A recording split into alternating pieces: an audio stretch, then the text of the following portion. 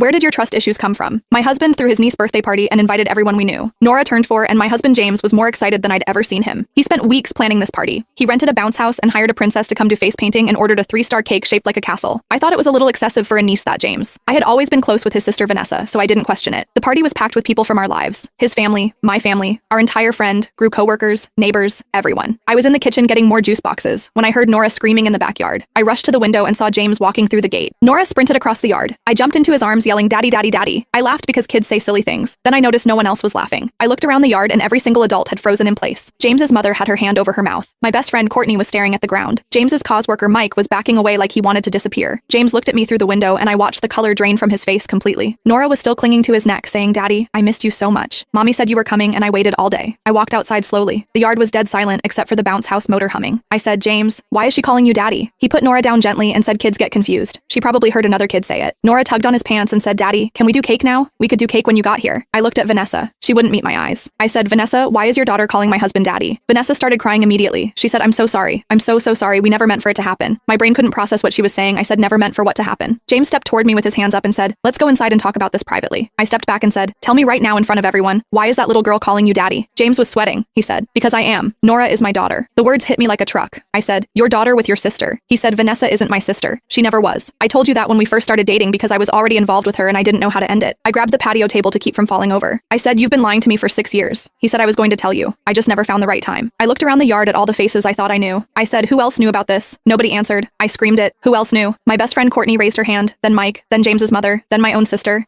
Then one by one, almost every single person in that yard raised their hand. My own mother couldn't look at me. I said, "Mom, you knew?" She said, "I thought you knew too. I thought it was some arrangement." When I realized you didn't know, I didn't want to be the one to destroy your marriage. I started laughing. I couldn't stop everyone I trusted. I had watched me play the fool for 6 years. I said the business trips you were with her. James nodded. I the late nights at the office. He nodded again. I said our anniversary 2 years ago, when you said you had food poisoning and couldn't make dinner. He closed his eyes and said Nora was in the hospital with pneumonia. I had to be there. I said, "You missed our anniversary to be with your other family and I spent the night alone thinking you were sick." He said, "I'm sorry. I know that sounds meaningless right now, but I am sorry." I looked at Nora. She was hiding behind Vanessa's legs, looking scared, this innocent little girl who had no idea she was the center of a lie that had destroyed my entire life. I looked at Vanessa and said, "How could you do this? I bought you baby shower gifts. I babysat her. I helped you pick out preschools." Vanessa said, "I know I wanted to tell you so many times, but James said it would hurt you too much." I said. James said. I turned to him. "You convinced everyone I knew to lie to me for 6 years to protect my feelings." He said I was trying to keep everyone happy. I said everyone except me. I was the only one not in on the joke. I walked over to the cake. 3 tiers castle shape probably cost $300. I picked it up and threw it directly at James. It hit him in the chest and exploded everywhere. Pink crossing in his hair, cake chunks on his shoes. He just stood there. "Doctor, I said I want a divorce and I want everyone here to know that you can all go to hell." I walked out through the side gate and never looked back. The divorce was finalized 3 months later and I haven't spoken to a single person who was at that party since.